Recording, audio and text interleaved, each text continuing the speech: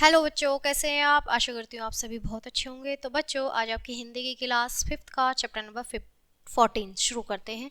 आपके चैप्टर का नाम है बच्चों सत्यवादी हरिश्चंद्र। ठीक है, ये एक कहानी है और आपने पहले भी सुनी होगी। हमारे माता पिता भी हमें सुना देते हैं कि हरिश्चंद्र जो सच बोलते थे हमेशा। ठीक है, चलिए कहानी को शुरू करते हैं बच्चों।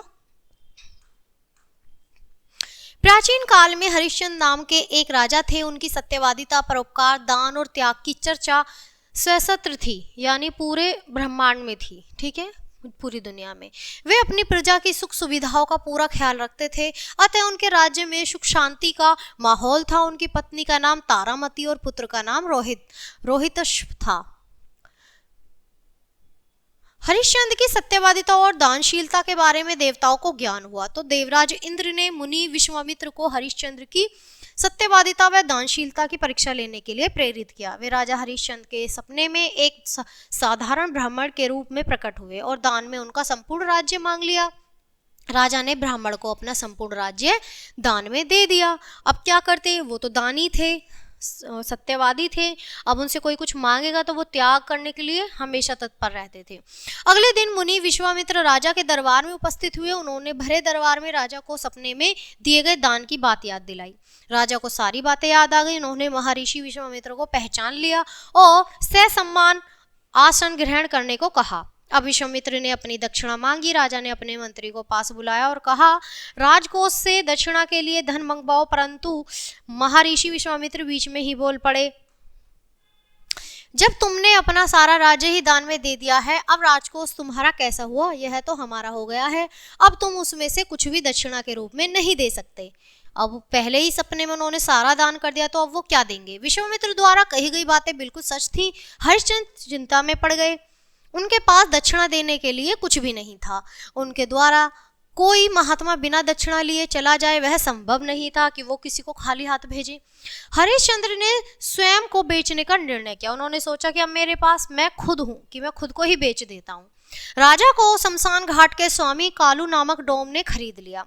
रानी तारामती तथा बेटे रोहितशव को एक ब्राह्मण ने खरीदा। इस तरह राजा ने प्राप्त धन से मुनि को दक्षिणा दे दी। राजा अपनी रानी और पुत्र से अलग हो गए। रानी तारामती एक साधारण नौकरानी बनकर ब्राह्मण के घर बर्तन मांजने और चौका लगाने का काम करने लगी। उधर राजा शमशान घाट की रखवाली का काम करने लगे। जो लोग शमशान घाट पर शव जलाने आते थे, वे उनके कर वसूल करते थे, यानी उनसे पैसा लेते थे कि जो वहाँ पर शमशान में चिता जलाते हैं तो उनका पैसे लिए जाते, वो काम करते थे।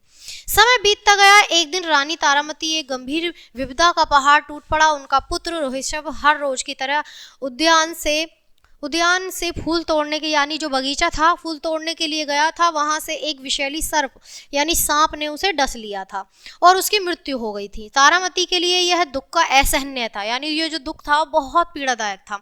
उनके पास पुत्र के लिए कफन तक खरीदने के पैसे नहीं थे।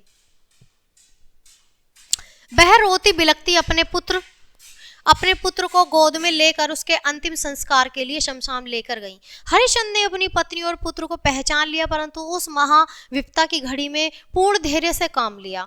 उन्होंने तारामती से शमशान घाट का कर मांगा, यानी उनसे उनका कर मांगा। भाई शमशान घाट में चिता जलानी है। तारामती उसे कर का कहाँ से देती, क्योंकि उनके पास भी कुछ नहीं था। उसके पास तो कर देने के लिए कुछ भी नहीं था। वह हरिश्चंद्र से प्रार्थना करने लगी, परंतु हरिश्चंद्र ने कहा, मैं अपने स्वामी की भक्ति के विरुद्ध कुछ नहीं कर सकता। तुम्हें शमशान कर देना पड़ेगा। इस कर से कोई मुक्त नहीं हो सकता।